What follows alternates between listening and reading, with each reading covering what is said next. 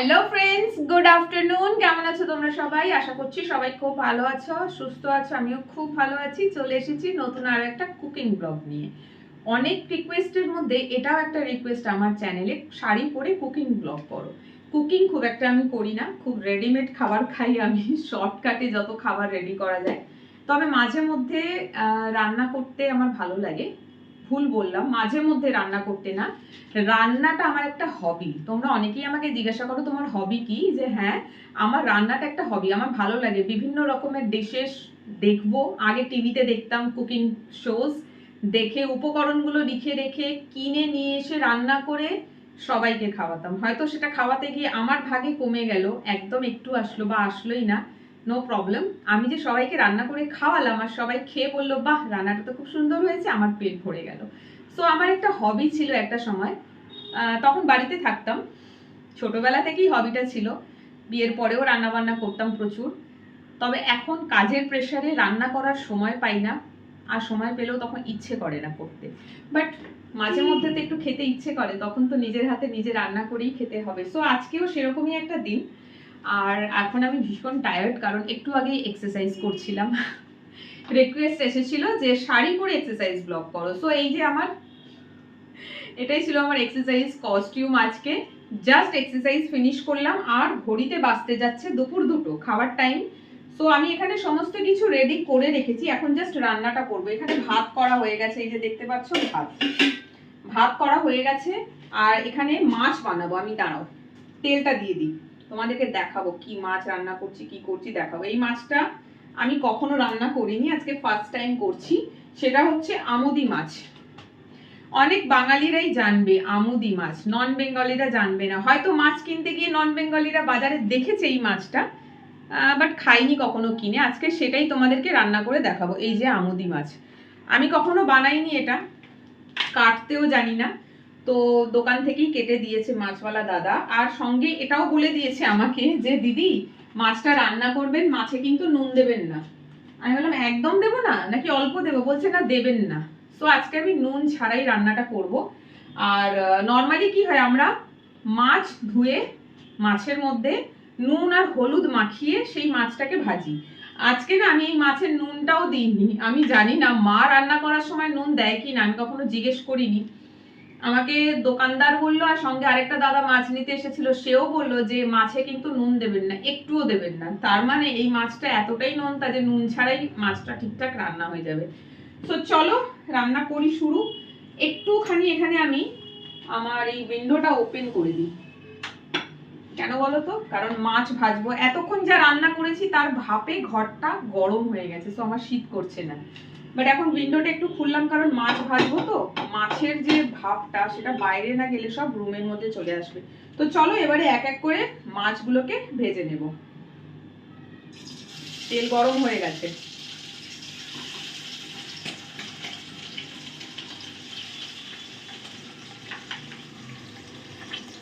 এই মাছ খেতে কিন্তু আমার দারুণ লাগে। বাজারে গেলে আমুদি মাছ যদি দেখতে পাই আর আমার ব্যাগে যদি টাকা থাকে তো আমুদি মাছ নিয়ে যাই। আর আমার মা দারুণ বানায় এই তরকারিটা। তো আজকে রেসিপিটা শেয়ার করে দিচ্ছি। যারা আমুদি মাছ কখনো কিনে খাওয়াইনি তাদের জন্য আজকের ব্লগটা। তো মাছগুলো সব একসাথে দিলেও হতো, বাট আমি সব একসাথে দিলাম না, আমি এক এক করে দিয়ে ভাজছি। আর ক্যামেরার পজিশনটা চেঞ্জ করে দিলাম যাতে তোমরা রান্না আর আমায় দুটোই দেখতে পাও। অনেক কষ্ট করে সেট করেছি, তো একটু ওয়েট করে যাও, মাছগুলো ভাজতে একটু সময় লাগবে। আর এই যে দেখো আরও কটা মাছ রয়েছে, এই কটা মাছ ভাজা হয়ে গেলে তারপরে আমি ওই মাছগুলো দেবো। তো পুরো মাছটা ভেজে নিই, তারপরে মশলা কি দিচ্ছি না দিচ্ছি সবটাই তোমাদেরকে দেখাবো। মাছগুলো ভাজা হয়ে গেছে, এই যে দেখো এরকম লাল করে ভাজতে হবে। আলাদা আলাদা করে ভাজলেই ভালো, তাহলে মাছগুলো না ইভেনলি ফ্রাইড হবে, নইলে মাছ ইভেনলি ফ্রাইড হবে না, কোনো এক পাশ কাঁচা থেকে যাবে। আর যেটুখানি ভাজতে গিয়ে দেখলাম এই মাছগুলো বেশি কড়াতে নাড়াচাড়া করলে ঘেটে যাচ্ছে, মানে ভেঙে যাচ্ছে, সেই জন্য খুব বেশি নাড়াচাড়া করা নাই ভালো, ইভেনলি ফ্রাইড করবে। চলো এইবারে আমি দিয়ে দিচ্ছি পেঁয়াজ। যেহেতু মাছটা হবে ঝাল, মাছের ঝাল হচ্ছে এটা, ঠিক আছে, ঝোল নয়, তো একটু মশলাটা বেশি থাকবে। আর খুব বেশি মশলাও দেব না, যেটা কাই থাকে না সেটা হবে পেঁয়াজ দিয়ে বেশি। এই যে দেখো পেঁয়াজগুলো এরকম লম্বা লম্বা করে কেটেছি। ব্যাস, অনেক কম তেলে রান্না করছি, আমি খুব একটা কম তেলে রান্না করতে পারি না, আমার তেল বেশি হয়ে যায়। তো আজকে একটু হাতটা মুঠো করে বেঁধে চেষ্টা করছি কম তেলে করবো রান্না।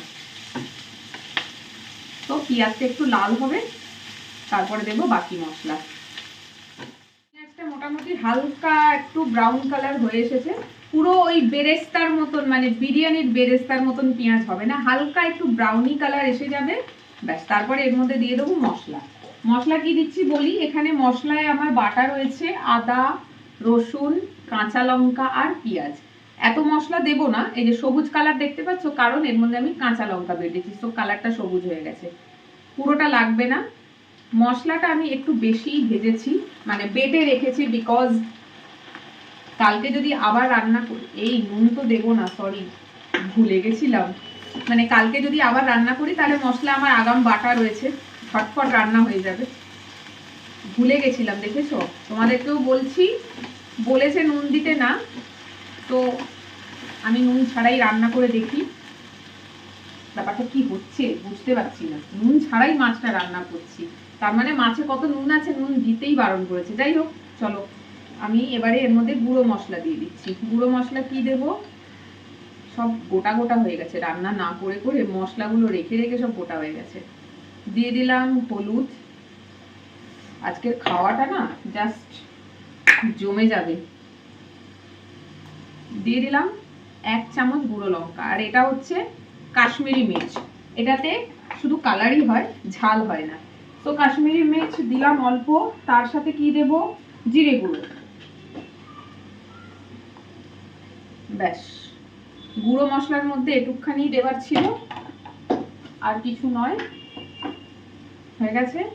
এইবারে হচ্ছে মশলাটাকে ভালো করে ফ্রাই করতে হবে। যে কোনো তরকারিতে মশলাটাকে ভালো করে, যত ভালো করে কষবে তরকারির স্বাদ তত ভালো হবে। অনেকেই আছে গ্যাসের আঁচটা হাই করে দেয়, দিয়ে মশলা কষে, ওতে কি হচ্ছে, মশলা পুড়ে যাচ্ছে, তাড়াতাড়ি করে জল ঢেলে দিল, ওটাতে কিন্তু রান্না অত ভালো টেস্টি হয় না। তো আমি এর মধ্যে দিয়ে দিচ্ছি জল। কি জল দিচ্ছি, মিক্সার গ্রাইন্ডারে মশলা বেটেছিলাম, একটু লেগেছিল, জল দিয়ে রেখেছিলাম, ওই জলটা দিয়ে দিলাম। ব্যাস, এবারে গ্যাসের ফ্লেমটা মিডিয়ামে রেখে আমি মশলাটাকে খুব ভালো করে কষবো। তার সাথে এর মধ্যে অ্যাড করে দিচ্ছি আমি কাঁচা লঙ্কা। কাঁচা লঙ্কা বেটেও দিয়েছি, কালার হওয়ার জন্য দিয়েছি শুকনো লঙ্কা, আর এক্সট্রা ঝালের জন্য দিচ্ছি কাঁচা লঙ্কা, কারণ এখনকার দিনে কাঁচা লঙ্কাতে একদমই ঝাল হয় না। কাঁচা খেলে তবে গিয়ে মনে হয় একটু ঝাল, আর যদি রান্না করেছো তো ঝাল থাকেই না, কেন কি জানি। আর একটা জিনিস তো দিতেই ভুলে গেলাম, সেটা হচ্ছে টমেটো। আমি খুব একটা রান্নাতে টমেটো দিই না, দিই কি জানো, টমেটো সস, সেই জন্য আমার টমেটোমের হ্যাবিট নেই। বের করেছি বাট ভুলে গেছিলাম। চলো মশলাটাকে খুব ভালো করে কষাতে হবে। আমি 7 থেকে 10 মিনিট সময় দিয়ে মশলাটাকে কষাবো, আর টমেটোটা দিয়ে দিলাম একদম কুচি করে। ব্যাস, মশলা কষাতে কষাতে না দেখবে মশলা থেকে তেল ছাড়তে শুরু করে দেয়, তখন জানবে খুব ভালো মতন করে মশলাটা কষানো হয়ে গেছে। আচ্ছা, নুনটা আমি ভাই সরিয়ে দিই, তোমাদের সাথে কথা বলতে বলতে ভুলে যাচ্ছি, নুন দিয়ে ফেলছি বারবার। ব্যাস, এবারে গ্যাসের আঁচটা করে দিলাম মিডিয়ামে, ঢাকনাটা চাপা দিচ্ছি। এইভাবে এবারে 10 মিনিট মতন সময় দিয়ে আমি মশলাটা কষাবো। মশলাটা কষানো হচ্ছে, এখনো পুরোটা হয়নি, একটা কাজ বাকি রয়েছে, সেটা রেডি করা হয়নি, কিছুটা হয়েছে, সেটা হচ্ছে এই যে কড়াইশুঁটি। এখন তো বাজারে কড়াইশুঁটি এসে গেছে, দামও কমেছে। শুরুতে ছিল 150 টাকা কিলো, তারপরে হলো 100, তারপর 70, এখন 60 টাকা কিলো যাচ্ছে। তো এখন প্রত্যেকটা তরকারিতে একটু কড়াইশুঁটি না দিলে কি করে হয়, তাই না? সবকিছুতে একটু কড়াইশুঁটির ছোঁয়া এখন থাকবে, কারণ এখন বাজারে কড়াইশুঁটি এসে গেছে, দামটাও মোটামুটি কমেছে। তো কড়াইশুঁটিটা ছাড়ানো হয়েছে, অল্প বাকি ছিল। আর এই কড়াইশুঁটি ছাড়াতে গিয়ে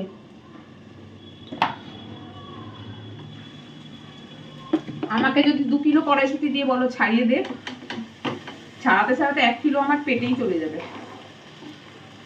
বাকি 2 কিলোর মধ্যে 1 কিলো আমার পেটে, আর 1 কিলো পাবে। তাও না, 1 কিলো আর কি পাবে, 2 কিলোতে হাফ কিলো তো বেরিয়ে যাবে খোসা। তো কড়াইশুঁটি দিলাম, আজকে 250 গ্রাম কড়াইশুঁটি এনেছি, দোকানদার বললো 60 টাকা কিলো। ঠিক আছে থাক, আরেকটু দাম কমুক, তখন 1 কিলো করে নেব। এই কড়াইশুঁটি দাম কমতে কমতে সরস্বতী পুজোর কাছাকাছি বা তারপরে গিয়ে 20 টাকা 25 টাকা কিলো পাওয়া যায়। তখন 2 কিলো 3 কিলো 4 কিলো অবধি কিনে নিয়ে যাই, ছাড়িয়ে ফ্রিজে স্টোর করে রেখে দিই, যেটা আমরা বেশ কিছু মাস ইউজ করতে পারি। যেটাকে ফ্রোজেন কড়াইশুঁটিগুলো আমরা অনলাইনে কিনি, প্রচন্ড দাম থাকে। কড়াইশুঁটি কি করে ফ্রোজেন বাড়িতে করে রাখতে পারবে, মানে প্রিজার্ভ করে কি করে রাখতে পারবে, তার একটা পদ্ধতি আছে, পরে তোমাদের সাথে শেয়ার করব এই ইয়ারে যখন আমি প্রিজার্ভ করে রাখবো, তখন তোমরাও করে রাখতে পারো, তাহলে সারা বছর একটু একটু করে কড়াইশুঁটি খেতে পারবে। নইলে ফ্রোজেন কড়াইশুঁটির না দাম অনেক হয়। ব্যাস কড়াইশুঁটি দিয়েছি, এটা আরেকটুখানি কষবো। মশলাটা জল দিয়েছিলাম, জলটা পুরো শুকিয়ে গেছে, আর একটু কষবো, তারপরে জল ঢেলে দেবো তরকারিতে।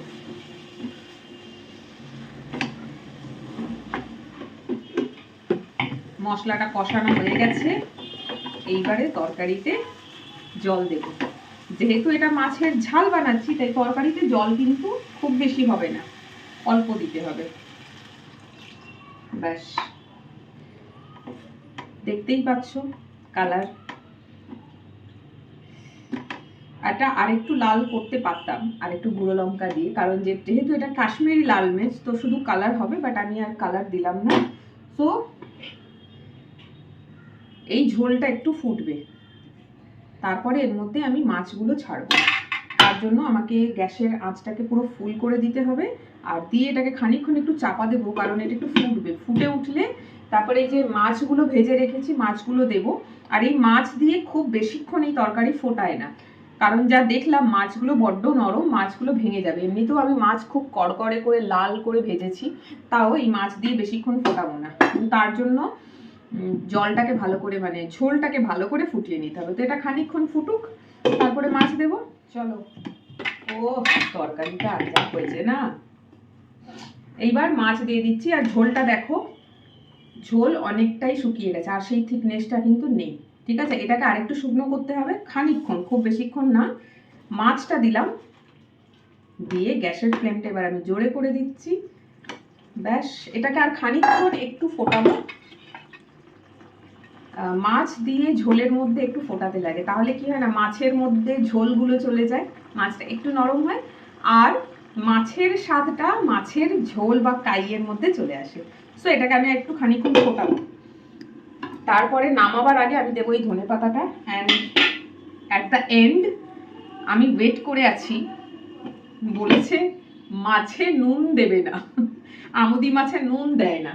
তো আজকে আমি খুব খেয়াল করে, নুন দিতে গিয়েও ভুলে গেছিলাম, দিয়ে ফেলছিলাম, বাট আমি নুন দিইনি। দেখা যাক, রান্নাটা করার পরে বুঝতে পারবো সত্যি এই মাছটা রান্না করতে গেলে নুন দিতে হয় না একদম, নাকি একটু আধটু দিতে লাগবে। হতেই পারে যে নুন হয়েছে কিন্তু একটু কম, সেটা আজকে রান্না করলে বুঝতে পারবো। আমিও আজকে ফার্স্ট টাইম রান্না করছি, তোমাদের সাথেও শেয়ার করছি। তোমরা যারা আমুদি মাছ রান্না করোনি কোনোদিন, আমার রেসিপিটা দেখে রান্না করবে ভাবছো, তাদের জন্য এটা একটা ইনফরমেশন হবে। সো একটু ওয়েট করে যাও।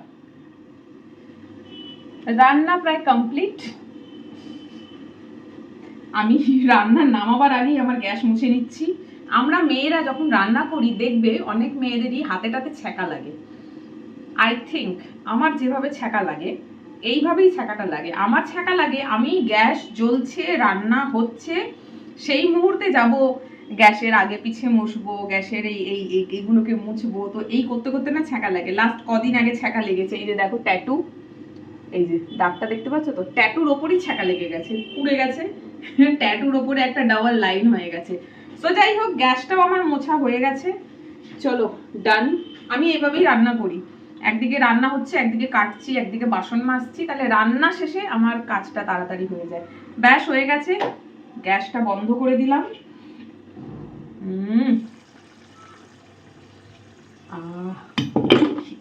বন্ধু, চলো ওপর থেকে একটু ধনেপাতা দিয়ে দিই। এই ধনেপাতা দিতে গেলে আমার বাবার কথা বড় মনে পড়ে। আমার বাবা ধনেপাতা পছন্দ করে না, ধনেপাতা কিনতে বললে ইচ্ছে করে ভুলে যাবে না, ইচ্ছে করে ভুলে যাবে না, মানে ইচ্ছে করে কিনবে না, আর বাড়ি এসে বলবে বাজারে ধনেপাতা নেই। শীতকালে বাজারে ধনেপাতা নেই হতে পারে? ইম্পসিবল। এখনই তো ধনেপাতার সময়। গরমকালে ধনেপাতা অনেকে রাখে না, কারণ দাম বেশি হয়ে যায় সেই কারণে। লোকে অত দাম দিয়ে নিতে পছন্দ করে না, খুব কম মানুষ রাখে। কিন্তু শীতকালে ধনেপাতা বাজারে নেই কি করে পসিবল হয়? তো আমার বাবা ইচ্ছে করে ধনেপাতা আনতো না, বাড়ি এসে বলতো ধনেপাতা বাজারে নেই। আমরা সেটা বুঝতেও পারতাম, কারণ আমার বাবা ধনেপাতা একদম পছন্দ করে না, আমার বাবার ভীষণ গন্ধ লাগে। বাট মা কি করতো, কোনো তরকারি হয়তো বানানো হচ্ছে, ধনেপাতা দেওয়ার আগের মুহূর্তে বাবার জন্য তরকারিটা বের করে নেয়, নিয়ে তারপরে ধনেপাতা দিয়ে ফোটায়। কিন্তু আমার বাবা আনবেই না ধনেপাতা। সো ওটাই দিতে গিয়ে বাবার কথা মনে পড়ে গেল, বাবা ধনেপাতা কেনার জন্য কেমন করতো। সো চলো, ধনেপাতা তো দিয়ে দিলাম, রান্নাও কমপ্লিট, কড়াই থেকে বের করে নিচ্ছি। এবারে যেটা করতে হবে, আমি তোমাদেরকে একটু টেস্ট করে দেখাবো যে নুন ছাড়া আমুদি মাছ রান্নাটা কেমন হলো, নুন কি হয়েছে একটুও নাকি হয়নি, এগুলো সব এবারে মাছতে যাবে। বের করলাম, এই রে একটু তরকারি পড়ে গেছে, তোমাদের সাথে কথা বলতে বলতে তরকারি একটু পড়ে গেল, দাঁড়াও সঙ্গে সঙ্গে মুছে নিই। এমনিতে জায়গা পরিষ্কার এই জন্যই রাখি, যাতে কিছু পড়ে গেলে সেটা ফেলে না দিতে হয়, তুলে নিই। তো আমার কিচেন পুরো পরিষ্কার, এই মাছ টাছ ভাজলাম, রান্না করলাম, আমার কিচেন দেখে বোঝাই যাবে না। তো চলো এবারে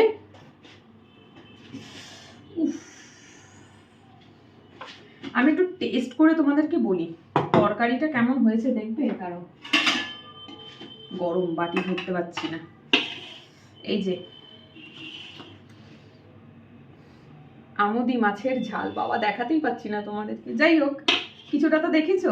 তো চলো এবার আমি একটু টেস্ট করে দেখি ঝাল, এই সরি ঝাল না, ঝাল কেমন হয়েছে জানি, ঝাল হয়েইছে বোঝাই যাচ্ছে, কাঁচা লঙ্কা বেটে দিয়েছি, গুঁড়ো লঙ্কা দিয়েছি, আবার কাঁচা লঙ্কা দিয়েছি। আমি যেটা দেখবো সেটা হচ্ছে নুনটা হয়েছে কিনা। সো তার জন্য ঝোল দেখতে হবে। এই যে খুন্তিটা চোপালাম,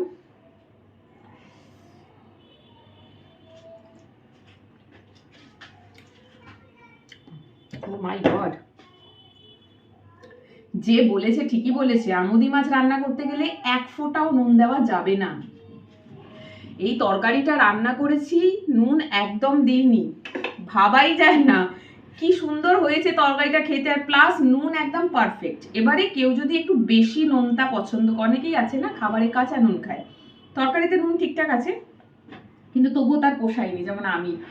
সো হাই একটু বেশি নুন যারা চায় তাদের জন্য নুন মিলিয়ে নেবে, আদারওয়াইজ তরকারিতে নুন একদম পারফেক্ট। তার মানে আমুদি মাছটা হচ্ছে গঙ্গার মাছ, আর এই মাছটা এত বেশি নুনটা যে নুন ছাড়াই রান্না করা হয়ে যাবে, নুনের কোনো প্রয়োজন নেই। তো তোমাদের সাথে ইনফরমেশনটা শেয়ার করলাম, অনেকেই জানো না, যেমন আজকে আমি প্রথম জানলাম যে আমুদি মাছ রান্না করতে গেলে এতে নুনের প্রয়োজন নেই।